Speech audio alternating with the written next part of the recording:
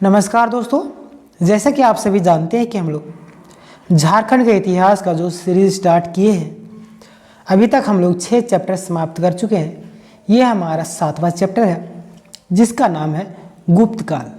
ठीक है, सभी का प्लेलिस्ट बना दिया गया। झारखंड का ज्योग्राफी समाप्त हो चुका है, उसका थ्योरी चैप्टर और MCQ भी सभी का प्लेलिस्ट मौजूद है चैनल में। आप चाहे तो विजिट करके देख सकते हैं।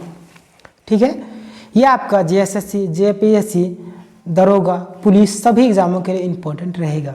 ठीक है, तो चलिए बिना देरी किए हुए वीडियो को स्टार्ट करते हैं। गुप्त काल।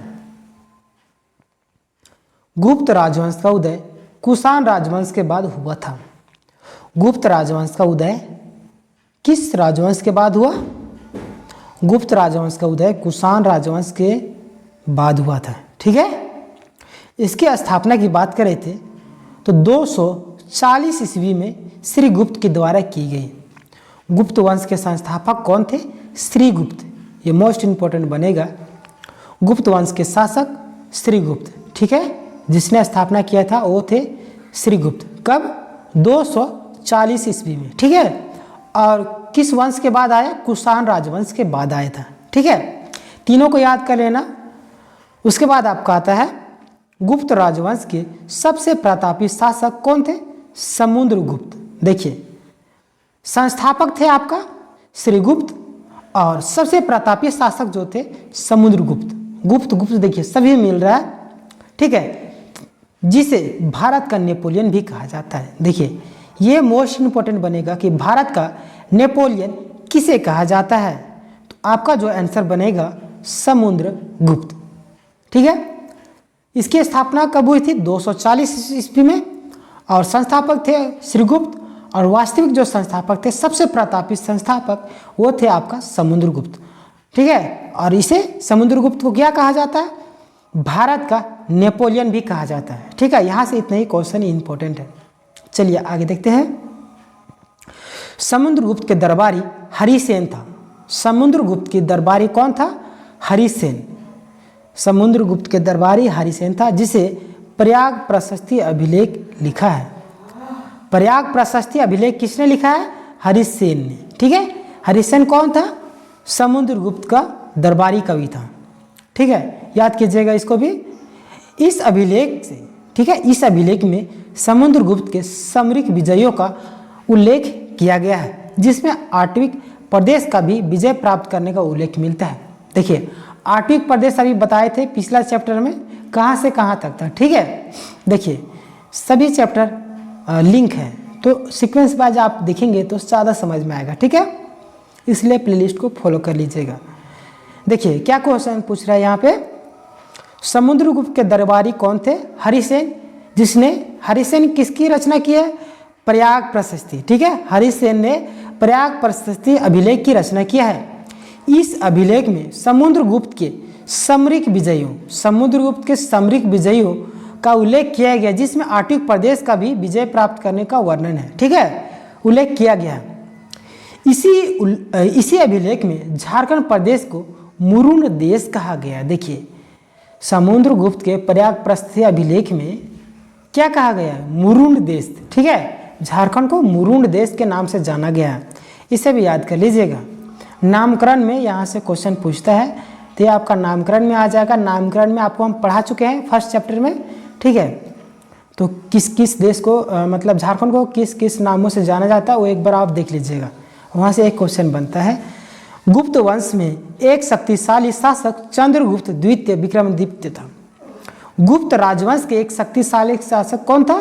चंद्रगुप्त द्वितीय, जिसे विक्रमादित्य था। ठीक है, चंद्रगुप्त द्वितीय विक्रमादित्य था। ठीक है, ये लंबा है इसका नाम, इसको भी याद कर लीजिएगा। ठीक है, गुप्त राजवंश में एक शक्तिशाली शासक कौन था? चंद्रगुप्त द्वितीय विक्रमादित्य। ठीक है, चलिए आगे देखते हैं। चंद्रगुप्त द्वितीय के शासनकाल में चीनी यात्री फाहियान आया था। चंद्रगुप्त द्वितीय के शासनकाल में कौन आया था? चीनी यात्री फाहियान आया था। ठीक है, फाहियान ने झारखंड क्षेत्र को कुकुड़ लाट के नाम से संबोधित किया है। फाहियान ने झारखंड देश को किस नाम से संबोधित किया है? कुकुड़ लाट से। ठीक है, और प्रयाग प्रस्तुति अभिलेख में मुरुण, ठीक है, इसको भी याद कर लीजिएगा। गुप्त काल के कई स्थानों, ठीक है, गुप्त काल के कई स्थानों से झारखंड के अवशेष प्राप्त हुए हैं। झारखंड के हजारीबाग के बड़का गांव के प्रखंड महुदी पहाड़ है, जहां पत्थर की कटी हुई 4 मंदिर निर्मित है। कहाँ पे? हजारीबाग के बड़का गांव प्रखंड के महुदी पहाड़ है, जहां पर पत्थर से कटी हुई 4 मंदिर निर्मित है, ठीक है, पत्थर से कटी हुई 4 मंदिर निर्मित है। सतगावा कहाँ पे? कोडरमा में। सतगावा में भी गुप्त काल के मंदिर मिले हैं, यहाँ से भी क्वेश्चन बनता है। सतगावा में किस काल के मंदिर मिले? तो गुप्त काल के, ठीक है। रांची के पिठोरिया में गुप्त काल के कुआं मिला है, पिठोरिया से भी कुआं मिला है। अब आपका आता है गुप्तोत्तर काल। गुप्त राजवंश के बाद अनेक राजवंशों की उदय हुआ था, ठीक है। इसमें बंगाल के गोंड राजवंश भी शामिल हैं, ठीक है। क्या हुआ था? गुप्त राजवंश के बाद अनेक राजवंशों का उदय हुआ था, ठीक है, जिसमें बंगाल के गोंड राजवंश की भी स्थापना हुई थी, ठीक है। गोंड राजवंश के शासक शशांक थे। गोंड राजवंश के शासक कौन थे? शशांक, जो कि शैव के उपासक था। किसका उपासक था? शैव का, ठीक है। शशांक ने अपने साम्राज्य को बंगाल, बिहार एवं उड़ीसा तक फैला लिया। शशांक अपना साम्राज्य विस्तार किया था, कहाँ कहाँ तक? बंगाल, बिहार एवं उड़ीसा तक फैला लिया था, ठीक है। शशांक ने अपने साम्राज्य के अंदर बौद्ध धर्म एवं जैन धर्म के मंदिरों एवं मूर्तियों को ध्वस्त कर दिया। क्या किया था शशांक? बौद्ध धर्म के जितने भी मंदिर थे और जैन धर्म के मंदिर एवं मूर्ति को सभी को ध्वस्त कर दिया, नष्ट कर दिया, ठीक है, क्योंकि वो शैव धर्म को मानते थे, ठीक है। शशांक के समय हिंदू धर्म अधिक मजबूत थे। इस समय ब्राह्मणों ने झारखंड के दुलमी, तेलकुपी एवं पकवीरा में अनेक शिव मंदिर का निर्माण किया था। शशांक के समय हिंदू धर्म अधिक मजबूती थे, ठीक है। वो जितने भी बौद्ध धर्म, जैन धर्म थे, सभी के मूर्ति मंदिरों को ध्वस्त कर दिया था और हिंदू धर्म को वो मानते थे, ठीक है, जिसमें उस समय के ब्राह्मण झारखंड में दुलमी, तेलकुपी, पकवीरा में अनेक शिव मंदिरों का भी निर्माण किए थे, इसी का फायदा उठाते हुए, ठीक है। शशांक के प्रभाव से हिंदू धर्म 10वीं सदी तक मजबूत से चला, ठीक है। शशांक के प्रभाव से क्या हुआ था? हिंदू धर्म 10वीं सदी तक मजबूती से चलता रहा। शशांक के कार्यकाल 602 से 625 ईस्वी तक चला था। यहाँ से भी क्वेश्चन बनेगा, शशांक का काल कब से कब तक चला था? 602 से 625 ईस्वी तक, ठीक है। गुप्तोत्तर काल में पुष्यभूमि वर्धन राजवंश की भी उदय हुई थी, ठीक है। किसमें? गुप्तोत्तर काल में पुष्यभूमि वर्धन राजवंश की भी उदय हुई थी, ठीक है। इस राजवंश के शक्तिशाली शासक हर्षवर्धन था। पुष्यभूमि जो वर्धन राजवंश था, उसके सबसे ज़्यादा शक्तिशाली शासक कौन था?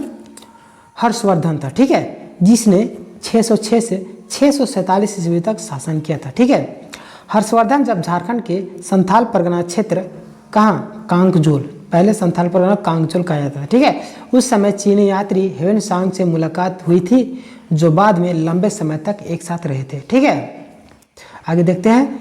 ह्वेनसांग ने झारखंड के नाम किलोनासु फालाना के नाम से संबोधित किया था तथा कर्णस्वर्ण भी कहा था, ठीक है। ह्वेनसांग ने संथाल परगना क्षेत्र का कीचिंग कायला के नाम से संबोधित भी किया। दोस्तों, आशा करता हूँ यह वीडियो आपको पसंद आई होगी। मिलते हैं नेक्स्ट चैप्टर के साथ, तब तक के लिए धन्यवाद। जय हिंद, जय झारखंड। प्लेलिस्ट बना दिया, आप चाहे तो चैनल में विजिट करके प्लेलिस्ट को फॉलो कर सकते हैं। आप अगर हमारे चैनल में नए हैं तो चैनल को भी सब्सक्राइब कर लीजिएगा। धन्यवाद।